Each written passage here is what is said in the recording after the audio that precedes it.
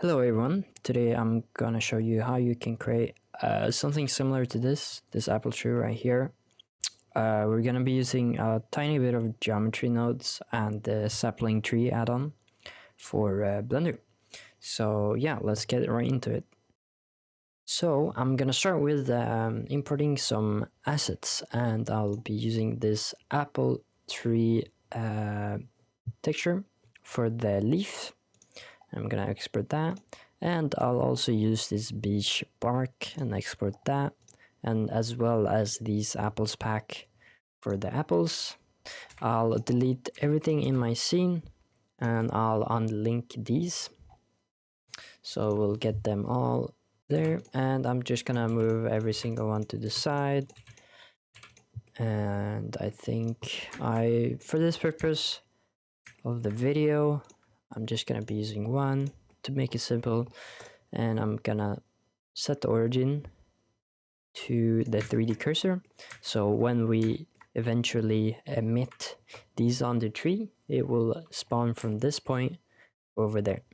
So I'm gonna delete all of these other trees and just move this one to the side.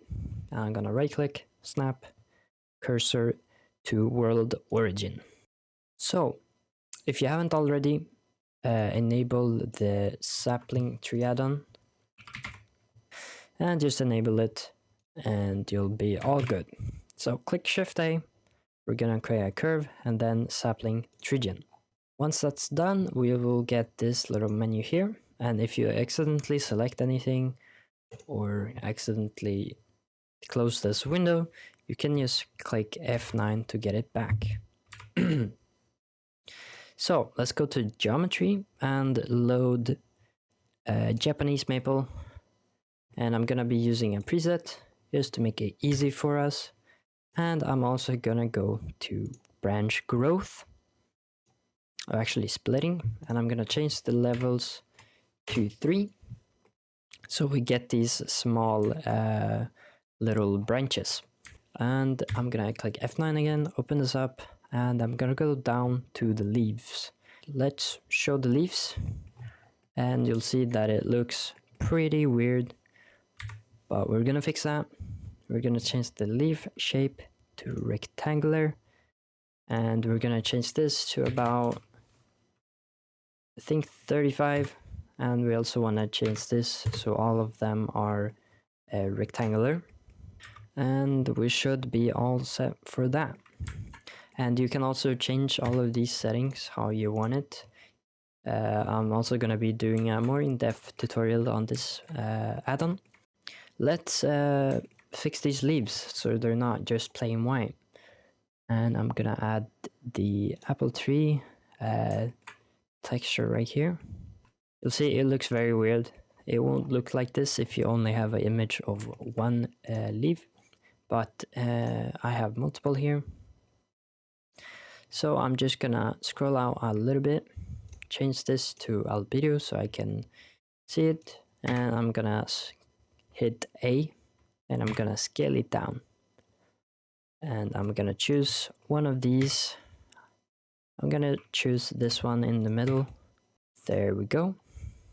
And when we go back into layout, you'll see every single one of them is connected. Next thing I'm gonna do is actually just add a sky texture, so I have something to see the lighting with. Oh, and I'm gonna change my render engine to cycles and GPU, because my GPU is faster. I'm gonna actually change this to 0.5 and just make so the environment is similar to the environment I showed you in the beginning. The next thing I'm gonna do is go into shading, and I'm just gonna fix this up. There we go. And when you go into render mode, you'll see it looks a little bit weird, and this is because transmission is not translucency. It's not the same thing, but for some reason Megalink or whatever it's called, that Megascans has. It connects translucency into transmission, which is wrong. To fix this, we want to add a translucent shader. And I'm gonna add a edge shader. And I'm gonna add this there. I'm gonna plug it in like this. I'm also gonna add a mix RGB like so, and I'm gonna change it to multiply. And over here I have my opacity, so I'm gonna duplicate it and just drag it over here, plug it into the bottom socket and turn factor all the way up. So now you can see that the sun kind of shines through the leaves, which looks really nice, and you really needed to make trees look realistic. If you look at the tree and you look at the leaves, you'll see that it looks really flat. These are really flat. To fix this, I'm gonna be using a little bit of displacement.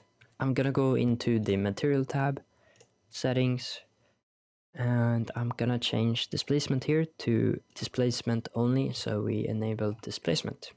The other thing I'm gonna do is use adaptive subdivision, so the more closer we are to the leaves, the higher detail it would be. So I'm gonna add subdivision surface.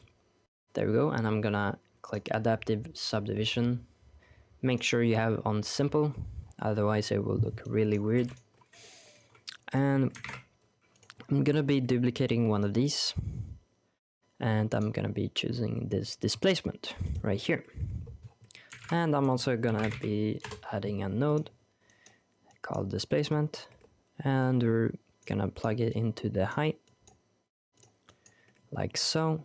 Change the color space to non-color, plug it into displacement, and you'll see that it looks a little bit weird because the displacement is really high.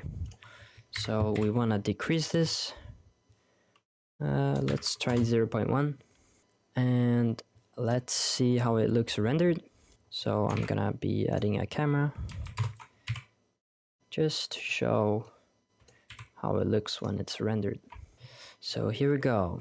It looks pretty good, but this took a very long time to calculate. So I'm gonna go here and change this to 4, so it will render a lot faster. But now when you render, you'll see that the tree leaves have some depth to them and don't look as flat. So the next thing we're gonna do is convert this trunk right here to a mesh. So I'm gonna actually change the resolution to 2 over here. Let's choose our beech bark right here, and you'll see it looks very stretched. And we can change this by going into here and just adding a texture coordinate and a mapping. So we want to use UVs, and we just want to plug it into each and every one of the images. So when they're all connected, you can mess with the X axis on the scale. Let me go a bit closer to the tree so I can see better. And now you'll see they aren't as stretched. Maybe 10 is the correct amount. So the next thing we're gonna do is add the geometry nodes, or we're gonna distribute the apples on the tree based on if the face is pointing down or not. So we don't wanna put any apples inside. So we wanna go to geometry nodes. And the first thing we wanna do is add distribute points on faces. And you'll see this makes the whole tree disappear. To fix this, we just need a join geometry. So if we plug in the geometry over here to the join geometry on the other side, we'll get our tree back. Now we want to check if the face is facing down or not. So to do that, we need a couple of nodes. So we're also gonna add a separate, and we want to choose vector. Put out, we want to multiply here, and we want a less than, which will kinda act as our threshold. So you want to set this threshold to like so. That's the same setting I had on my other tree. We can add this number up a little bit. We wanted to emit apples instead of these points. So we're gonna use an object info and add a instance on points, like so. And I want to add a little bit of random scale as well, but I'll plug this into the instance, and we're gonna use a random value. For my other tree, I used 0.6. All of the settings I'm putting in here is totally up to you. And I'm gonna plug the value into the scale. I put it as 0.01.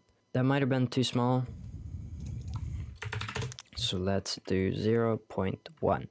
So now you'll see all of the apples are facing the wrong way. But we can fix this by just putting 90 here. And I think I want to change this to 0.03 or something. I think we might need a little bit more apples. I want more apples. Maybe like that. I think that looks... But yeah, that's actually it. It's not too complicated, but I hope you guys enjoyed the video, and thanks for watching.